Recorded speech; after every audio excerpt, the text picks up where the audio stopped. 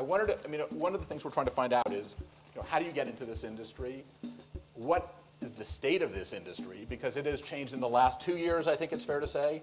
This thing has completely changed. The last time we did this, Karen and I were doing this together, Yeah. I think that we were in a whole different planet. I've decided in the last year that most of my clients who used to call us and say, well, we have this budget, why don't you do this great event? Now no one ever says that, ever. They say, we want to do a great project because we need to solve whatever problem we have or whatever thing we're trying to do, and I need you to raise the money to do it. So honestly, in my world, fundraising, sponsorship, all of those are now running in tandem with actually producing the project. You don't need champagne, it's sparkling wine. We had a client who thought that was so cute. She said, we got to do this international breakfast for 10,000 people. Cut the bagels in half. Nobody eats a full bagel. And you know what? She was right. They don't. She is right. And when you're dealing with that, who needs a whole bagel? We had the big financial crisis. So financial companies are really having a hard time doing events of any type. I mean, there's some people that are doing them. But how do you talk to your clients to defend the idea that you've got to be out in the marketplace, you have to be out doing it? It doesn't have to be a lavish party. We did, this past year, we focused on team building. The team building aspect that, got people together who never spoke in the workplace before, and then offered them, a basic lunch, with some music. But it was not an over-the-top party. They didn't feel that they were obligated to stay past the team building part, so it was an option for them. The event industry is not exactly the most green-friendly thing, because you bring all these trucks in to set something up, and then you move them right out, and there's a lot of problems. But in the green world, there's things like energy savings, water conservation, sustainable construction, waste management, and education and procurement are all part of this mix. How people are talking the talk, but are they walking the walk? I think it's important to not flagrantly not be green. Like, it can't be stupidly not green. And so you got to find that balance. In the culinary marketing world, which is more than half our business, we find that all the chefs that we work with, sustainability is actually, and local is more important than green. Dalzell, we work green. We do most of our events, whether they're green clients or eco or sustainable clients or not.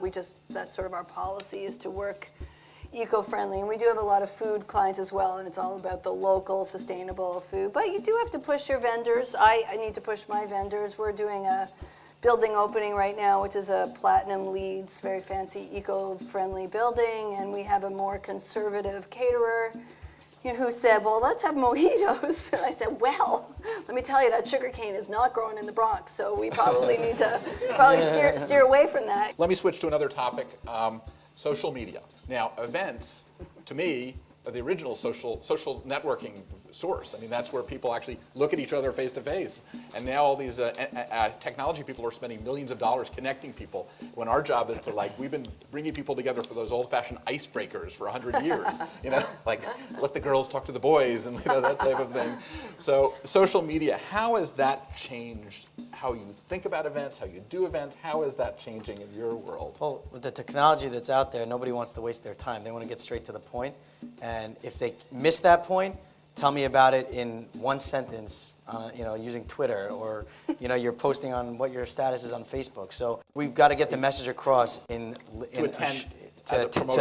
a promotion, to attend the event, and also while they're at the event, so they get the message that the event's projecting without handing them a booklet. You guys hire people, and these people are looking for work, many of them. What do you look for in today's modern employee? What do you need? What is the most important skill set? We've already done this once at another event, Karen and I. And it's very interesting to hear what you really are looking for, because it's probably not what they think. I started with no experience, so I made a lot of mistakes. You wouldn't hire you. If I could go, if I could go back, I would go and work more in the event industry under a production company, specifically production, as opposed to planning, because you have to know what goes on behind the scenes before you can start planning the face of it. I'm definitely looking for, similarly, someone with a lot of chutzpah who will just deal with things as they happen. In my world, you don't need a ton of experience.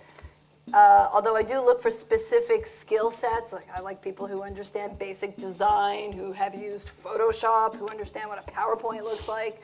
You know, because I often am throwing things at people very quickly, especially my younger staff. They're doing a lot of new things very quickly. But you have to be able to just jump in. The client has to like who's on their account. Yeah. Or you're never going to get, I mean, yes, the skill set's important, but there has to be chemistry. That has to work. Personality is important. To your question, you know, so who do we hire? Assuming we're talking about an entry-level person versus somebody How do you get into the industry? in a more sense? skilled, because somebody more senior, we're going to be looking for a specific skill set. I sort of agree with you that I'm probably looking for passion, creativity, and just the desire to. I'm going to show you I can do it. Okay. Well, with that, I want to thank our panel and thank everybody for coming. Thank you.